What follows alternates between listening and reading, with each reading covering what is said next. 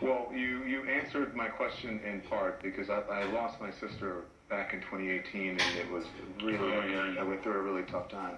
So help us out. What do we do right now? We bring his awareness, we bring his face into our heart, we feel him, we feel love for him, we wish him peace, and we feel the pain. The only way to go through this pain is feel it and go through it. It's like going through fire.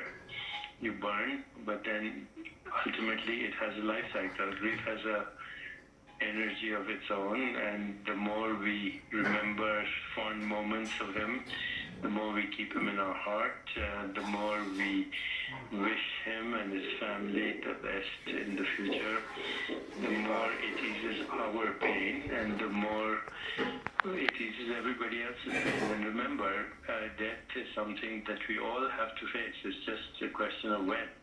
We're out of time, Deepak. Thank you so much. We appreciate you joining us.